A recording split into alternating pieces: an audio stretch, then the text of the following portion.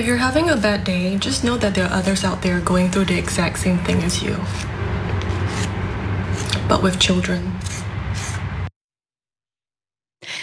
It's no surprise being a parent here in the United States is incredibly difficult, very stressful. While some countries certainly have far more support for couples who want to be parents, for people who have children, things like childcare, child tax credits that are permanent.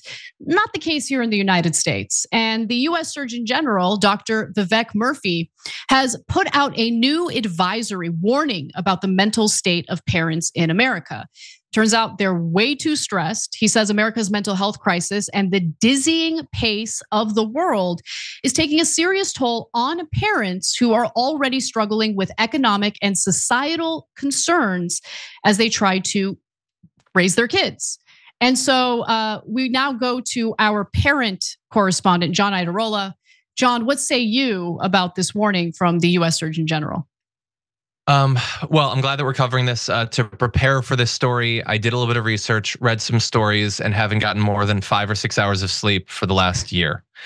And I might fall asleep during this video just as a demonstration of how true it is. No, it's an issue. We're gonna get to some of the numbers that I am a little bit confused by, but I do think that it's always been very stressful to be a parent. I think that there's a lot about the modern world that makes it worse.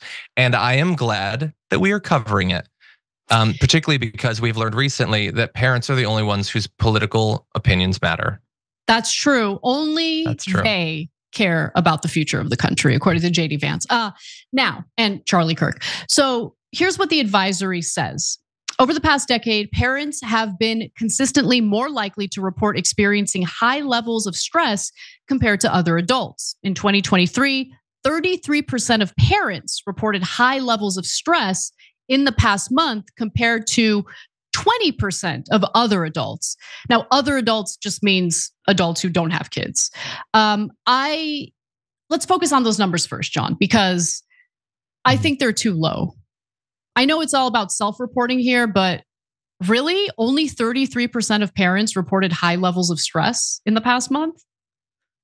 Really? I mean, sure. I mean, high is a relative term. Like you can be stressed, but not necessarily high. And the thing about being a parent, at least to the point I'm at, it really does depend on the month. I mean, there are months that are way harder than others, definitely in terms of taking it from like a regular amount of stress to like a real problem amount of stress. So I could sort of see that. Remember that we as a culture are not really encouraged to be that in tune with our feelings or to admit the problems we're having. So maybe there's some sort of cultural underreporting going on. That's a good point. So let's get into some more of the numbers. According to this Surgeon General advisory, 41% of parents say that most days they are so stressed they cannot function, and 48% say that most days their stress is completely overwhelming compared to other adults without kids, 20% and 26% respectively. So those numbers make more sense to me. But what do you think, John? I would love to talk to some of these people. 4 in 10 are so stressed they cannot function. I mean, clearly they do. It's not like we lose 40% of all parents some days.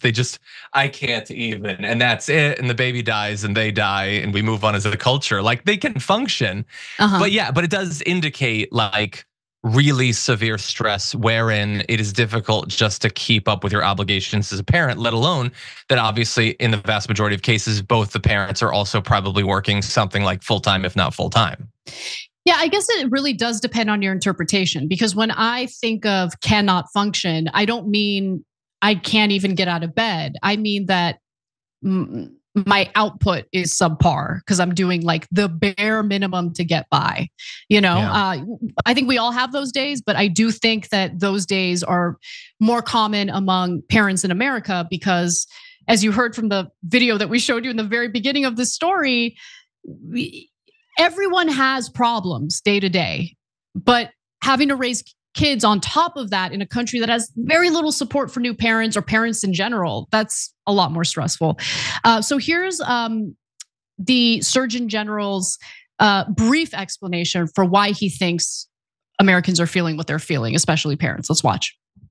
Raising children has always been a rewarding but stressful job. They're the usual difficulties of parenting: dealing with financial concerns, worrying about our kids' health and safety, and getting through the teenage years. But today, families must also contend with new challenges: navigating technology and social media, a youth mental health crisis, an epidemic of loneliness that is hitting young people the hardest, and a hyper-intense culture of comparison that often leaves parents and kids feeling like they are not good enough. Hey, don't scroll away. Come back.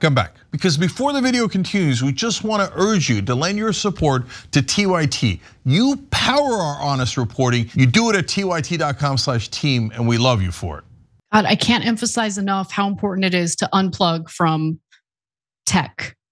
Like, anyway, because it does stress people out. I really do think it does. Social media does not in any way display reality, okay? Most people are not gonna go on social media to talk about like their awful day or how they failed at a goal that they wanted to reach. Most people show their like success and they make it appear as though their life is perfect. And if you're comparing yourself to other people on social media, I just feel like it's a recipe for disaster. But also, look, I think there needs to be more done in terms of research on how being connected to the internet all day, every day is messing with our heads, messing with our brains.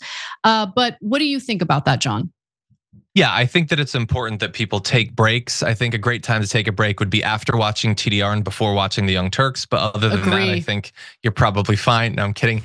Yeah, I've made some changes. Kind of actually right around when Reina was born. I stopped really spending much time on Twitter. I do a bit of Threads now, which is a much lower intensity social media site, and I also find it to be way less toxic, which is good. But you don't even necessarily have to do that. You don't have to do anything necessarily. But I do like the focus on a lot of these tech problems. The loneliness epidemic that were identified in there are true for all sorts of people. It'll be true for kids. Kids are having a little bit more trouble socializing. Once they get a little bit older, they have trouble with dating. But also bear in mind, lots of parents have trouble maintaining friendships over the last few years. Yeah. But a lot of these tech problems also interact with the kids. And you, like as a parent, like now, thanks to the fact that all culture is sort of homogenized, parents everywhere have to find out what skibbity means and stuff. Like there's new slang every week, and you used to have time to catch up, but not anymore. You go to the library, and the librarian can't even help you. They don't know what it means. So anyway, I think there's a lot of stressors. I think once we lock down like child tax credit, paid family leave, some stuff like that I think would be massive financial as well as health benefits for parents.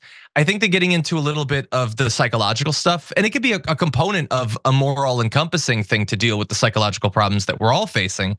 But I think that would be a great thing to add to it. Yeah, I totally agree with you. And look, Americans are also overall, parent, non-parent, doesn't matter, like working much longer hours. And if you are a parent, that makes the whole situation a lot more challenging. So according to that same US Surgeon General's advisory, he writes that parents now dedicate an average of 33.5 hours per week to employed work or engaging in work-related activities. This represents a 28% increase for mothers, rising from 20.9 hours per week in 1985 to 26.7 hours per week in 2022, and a 4% increase for fathers, increasing from 39.8 hours per week in 1985 to 41.2 hours per week in 2022. And obviously that has to do with the fact that, women traditionally were thought of as the homemakers, the person who would stay home and raise the kids. But increasingly, you need a dual income household where you have both parents almost working full time in order to make ends meet. And that's really difficult when you take into account how unaffordable childcare has become in America. Time spent weekly on primary childcare has also increased by 40% among mothers, from 8.4 hours in 1985 to 11.8 hours in 2022, and by 154% among fathers, from 2.6 hours in 1985 to 6.6 hours in 2022. And so what does Murphy think should be done about all of this? Well, here are his proposed solutions.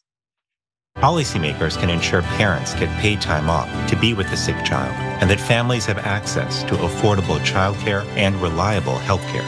Workplaces and community organizations can cultivate environments and policies that support parents, and family members, friends, and coworkers can provide invaluable assistance by reaching out and offering regular support.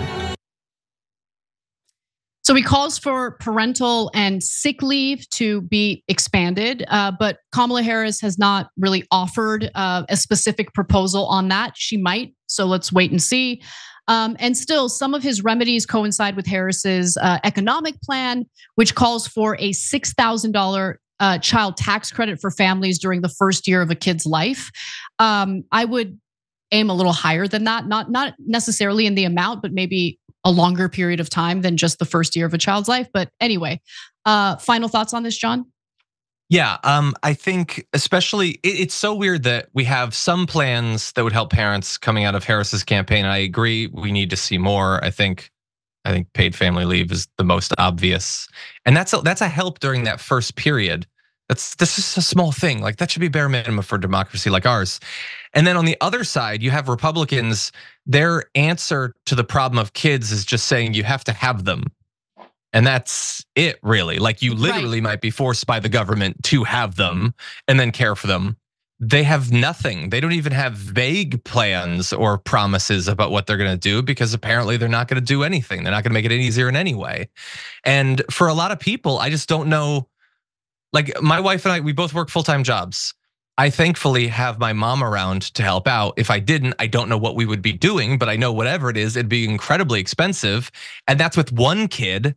So I don't know how most parents are supposed to do it. I don't think most Republicans know how they're supposed to do it. They just want them to be forced to. And I don't think that's sustainable. Yeah, and look, I don't know how serious he is about it, but I have heard JD Vance say that we need a child tax credit. And Republican senators like Josh Hawley and previously Mitt Romney had proposed a child tax credit. So look, talk is cheap in my opinion. Are you gonna do it? Are you gonna fight for it? And remember, the child tax credit that Biden managed to secure as one of the COVID bills, it expired. And it was just really a bad political play in my opinion, because they're bragging about lowering child poverty by 50%. And then you let it expire. Like they should have fought a lot harder for that. So anyway, I do appreciate that the US Surgeon General came out with this. And I totally agree with you, John. If you want to increase the birth rate in America, doing so by insulting women or doing so through force or coercion is not gonna work. It would be far better to maybe address the stresses that Americans are facing that prevent them from making that decision to have kids, right? Yeah. Make this, like incentivize having children in America rather than punishing people who decide or defaming people who decide that maybe this isn't the right move for me at this moment. Thanks for watching the video, guys. We also love it if you hit the join button below, because that makes you a member, and members allow us to be independent, honest. We can be as progressive as we want, no corporate media influence, and that's all because of you guys. We love doing the show with our members. Hit the join button, become one of the Young Turks.